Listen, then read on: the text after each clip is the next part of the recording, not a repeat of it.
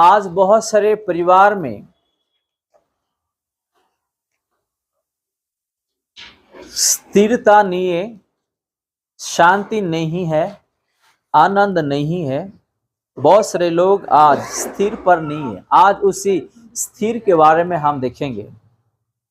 आज का जो टाइटल है स्थिर के बारे में, एक विश्वासी कैसा स्थिर में रहना चाहिए और कैसा बच्चों के अनुसार जीना चाहिए, आज हम उस स्थिर के बारे में देखेंगे। क्योंकि बहुत सारे परिवार में, बहुत सारे जीवन में, बहुत सारे घर में स्थिर नहीं है, यानी कि शांति नहीं है, खुशियां नहीं है, एक जगह में टिके हुए नहीं रहते हैं।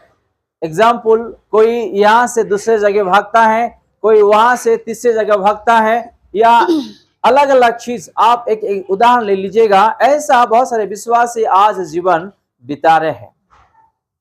हम लोगों को कैसा एक स्थिर में रहना है, चाहे आप पढ़ाई कर रहे हो, चाहे आप प्रभु के लिए खड़े हो, चाहे आप प्रभु के लिए गाना गा रहे हो, चाहे आप प्रभु के लिए या अपने परिवार के लिए जो भी कर रहे हो, एक ही जगह में अपना मन ध्यान दे के प्रभु में रहना हर एक विश्वासी के लिए बहुत जरूरी है। आइए हम देखेंगे उस स्थिर के बारे में। हम भजन संगीत उसका 57 का 7 में पहले देखेंगे कि वचन क्या कहता है स्थिर के बारे में। हे परमेश्वर, मेरा मन स्थिर है, मेरा मन स्थिर है, मेरा मन स्थिर है, मेरा मन स्थिर है। मैं गाऊंगा, वरन भजन कीर्तन करूंगा। आज हम कहते हैं कि मैं ठीक हूं, आज हम कहते हैं कि परिवार सब कुछ ठीक है, मेरा कारोबार ठीक है, मेरा पढ़ाई ठीक है, लोगों को बोलते हैं हम, लेकिन अपने घर के अंदर, अपने जीवन के अंदर स्थिरता नहीं है। अपना परिवार को बचाने के लिए, अपने आप को बचाने के लिए हम क्या बोलते हैं? हम ठीक है, कुशल है, सही है, लेकिन हम आज स्थिरता के जीवन में है क्या? जरा सोचेंगे। बहुत सारे लोग ऐसे हैं कि जीवन में एक व्याकुल और एक निराश होकर जीवन बिता रहे हैं। उसका दुख दूर होने के लिए, उसका जो बेचैनपन है वो दूर होने के लिए आज भी बहुत सारे लोग कोशिश कर रहे हैं, लेकिन कामयाब नहीं हो पा रहे हैं। अगर हम किसी को जानते हैं, किसी को पहचानते हैं, उसके लिए जरा सोचेंगे कि वो आज कैसा जीवन बिता रहा है और हम भी कैसा जीवन बिता रहे हैं। आज बहुत घर में स्थिरता नहीं है, आज बहुत घर में स्थिरता नहीं है। यहाँ पे सेकंड लाइन में हम देखते हैं, मैं गाऊंगा वरन भजन कीर्तन करूंगा। आज हम किसके लिए कीर्तन कर रहे, भजन कर रहे, गा रहे हैं, ये भी सोचना चाहिए।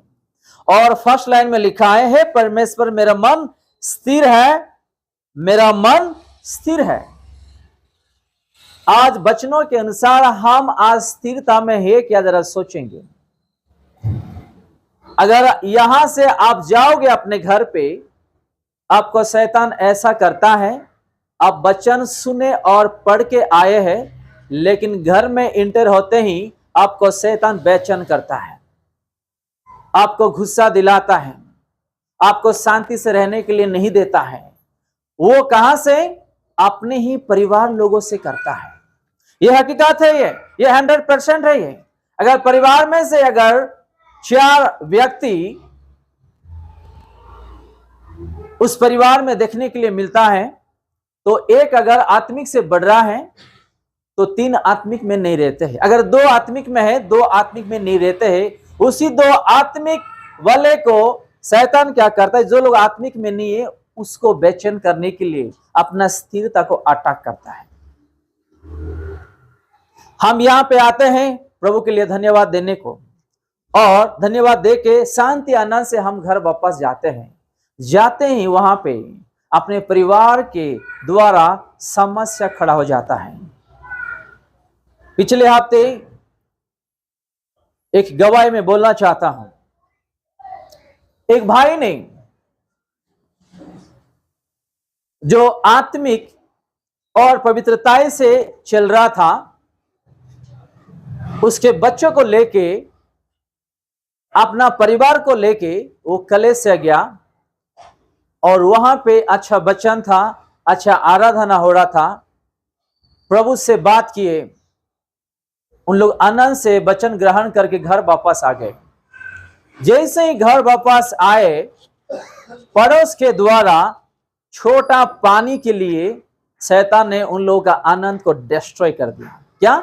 एक छोटा पानी के द्वारा, पीने का पानी भरने के लिए जो लोग मिल बांट के पकड़ते हैं, उसी चीज के लिए शैतान ने आनंद और खुशियां को उसी समय में बिगड़ दिया। तो आज भी ऐसे हमारा जीवन में जो स्थिरता है, उसको बंद के अपना हाथ में रखने के लिए शैतान आज भी कोशिश कर रहा है, बहुत सारे विश्वासी को गिरा रहा है। हमको सेकंड लाइन में देखने के लिए वचनों से मिलता है, मैं गाऊंगा वरन भजन कीर्तन करूंगा। हमारा हमेशा जीवन में जो कीर्तन की बात शब्द यहाँ पे हम पढ़ते और सुनते हैं, हमेशा अपना जीवन में आनंद और खुशियां में भरा हुआ रहना चाहिए। अगर कोई आ रहा आपका शांति आनंद खुशियां लेकर जाने के लिए कोशिश कर रहा है, तो आपको समझ में आना चाहिए कि ये शैतान से मेरे जीवन को अटैक होने के लिए आ रहा है, मुझे सावधानी में रहना चाहिए। आज इसलिए बहुत सारे लोग आगे बढ़ नहीं पा रहे हैं, कलेसिया नहीं आ पा रहे, प्रार्थना नहीं कर पा रहे, आनंद से जीवन बिताने के लिए भी उन लोगों को नहीं हो पा रहा है। बहुत सारे लोग निराश में जीते हैं, बहुत सारे लोग दुख में रहते हैं। ये दुख और दर्द अपना मन और शांति को छीनने वाला एक ही वह शैतान। बहुत सारे घर में स्थिरता नहीं, इसलिए कि हम वचनों को पालन नहीं करते, प्रभु को याद नहीं करते, दिया हुआ आशीर्वाद को याद नहीं करते, प्रभु ने किया हुआ उद्धार को हम याद नहीं करते हैं। प्रभु समय में ये क्या था, आज भी करेंगे, ये सारा चीज को हम नहीं देखना है, ये सारा चीज को हम सुनना ही नहीं है, क्योंकि प्रभु इससे पहले अच्छा काम अपने जीवन में किया है।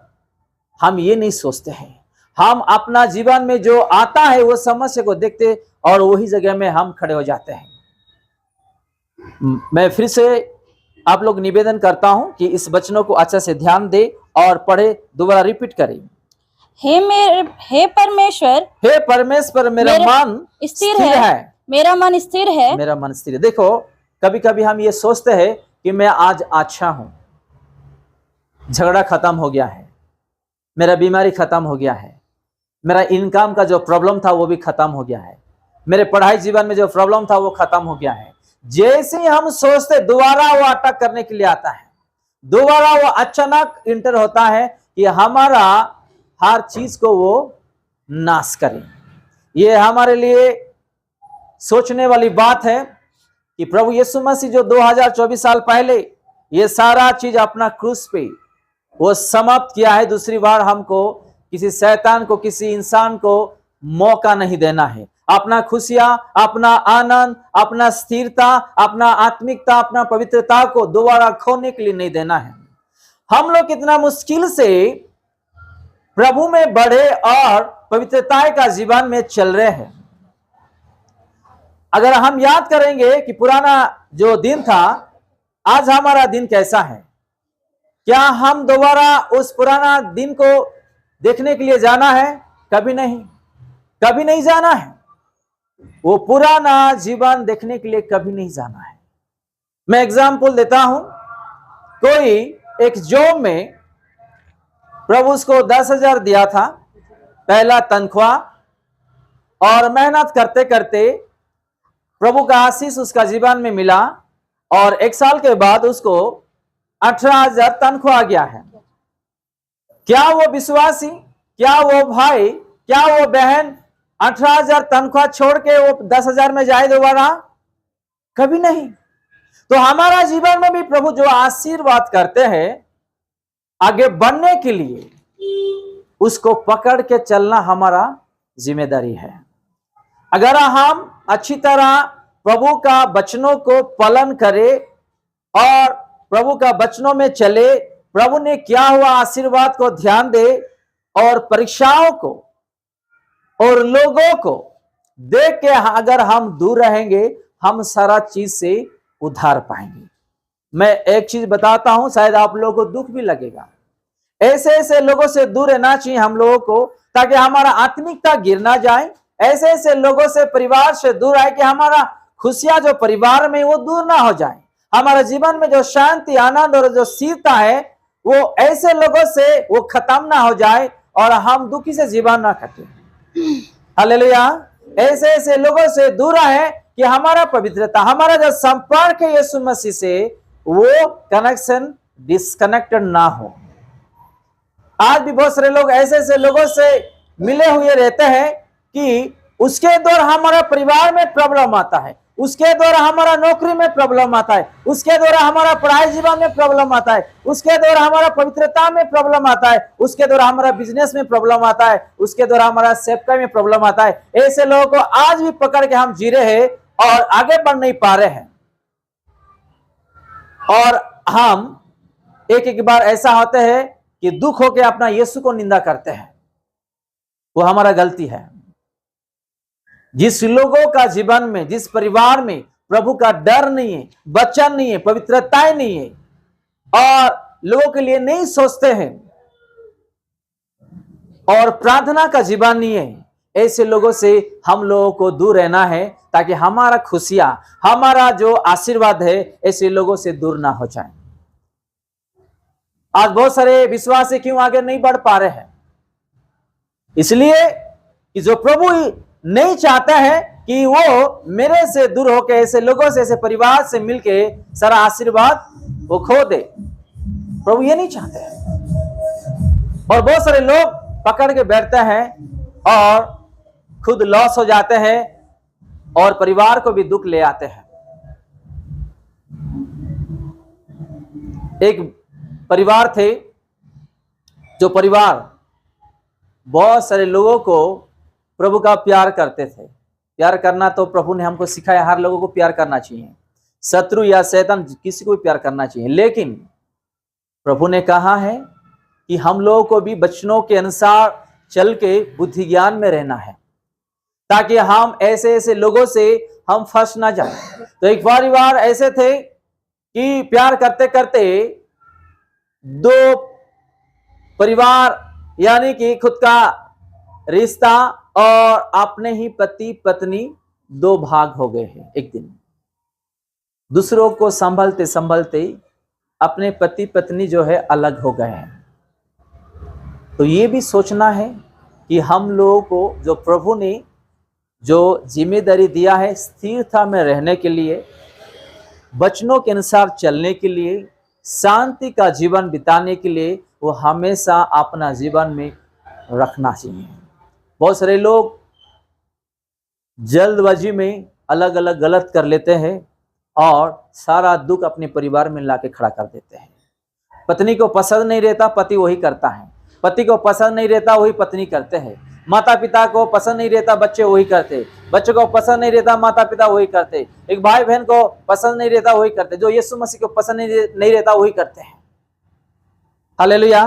हमारा ऐसा होना चाहिए, मैं गाऊंगा वरन भजन कीर्तन करूंगा। हमारा जिंदगी में हमेशा आखिरी सांस तक प्रभु के लिए आनंद और स्थिरता का जीवन में हम रहना चाहिए। आज बहुत सारे लोग का परिवार में, लोगों का जीवन में स्थिरता नहीं है।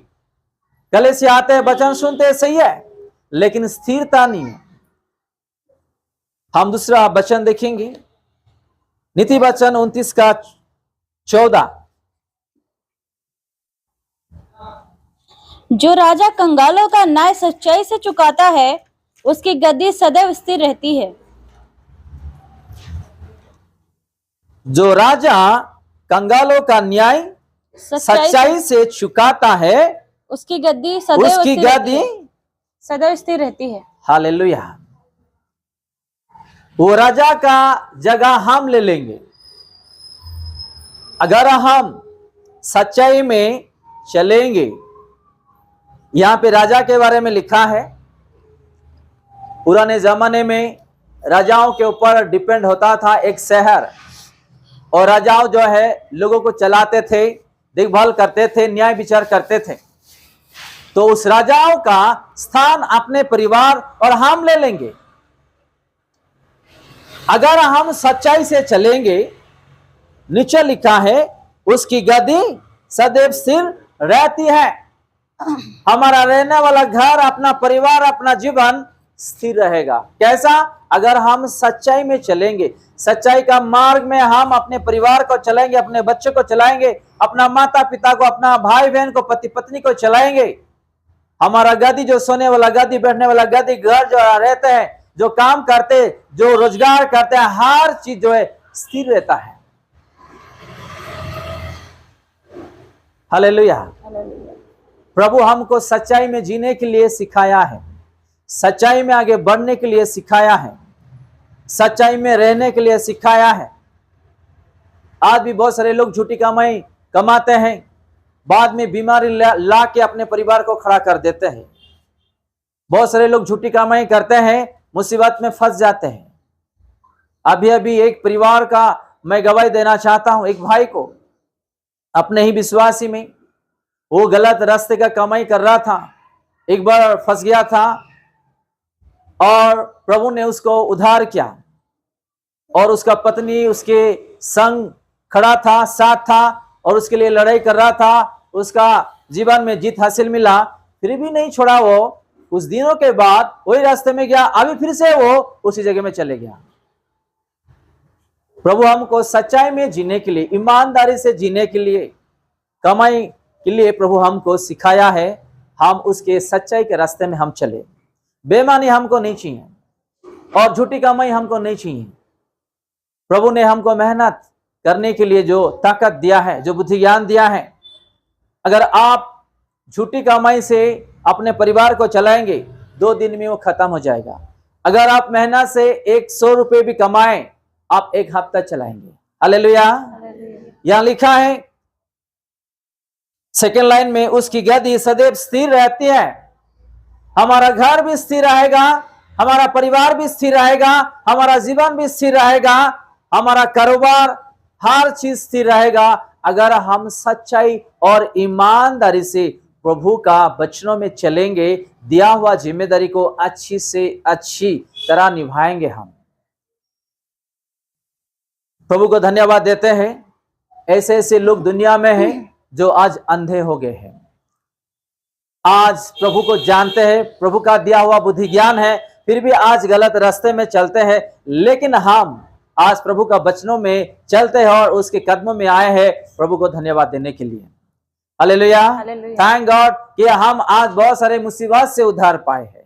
थैंक गॉड कि हम बहुत सारे परीक्षाओं में चल रहे थे, प्रभु ने हमको उद्धार करके लाया है। थैंक गॉड बहुत सारे बीमारी से प्रभु हमको छुटकारा दिया है। थैंक गॉड कि प्रभु हमको अलग करने के लिए भी परिवार को कोशिश किया था, फिर भी आज हम एक जगह में टिके हुए हैं।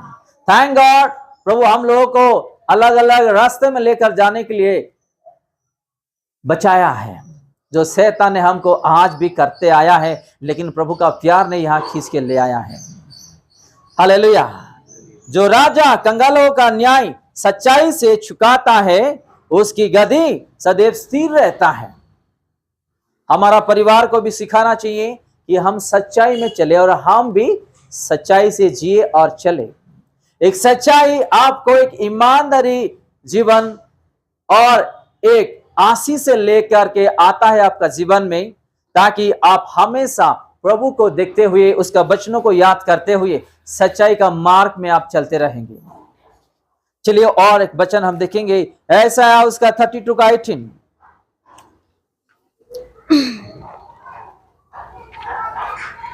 मेरे लोग शांति के स्थानों में निश्चित रहेंगे और विश्राम के स्थानों में सुख से रहेंगे। उसका 32 अध्याय उसका 18 कलम में लिखा है, मेरे लोग शांति के स्थानों में निश्चित रहेंगे, शांति के स्थानों में निश्चित रहेंगे और विश्राम के स्थानों में सुख से रहेंगे, और विश्राम के स्थानों में सुख से रहेंगे। हालेलुया। हालेलुया। प्रभु यीशु मसीह हमसे ही बात कर रहे हैं। आज हम स्थिर यानी कि एक शांति के लिए बात कर रहे हैं। आज बहुत सारे परिवार में, घर में स्थिर नहीं है, शांति नहीं है।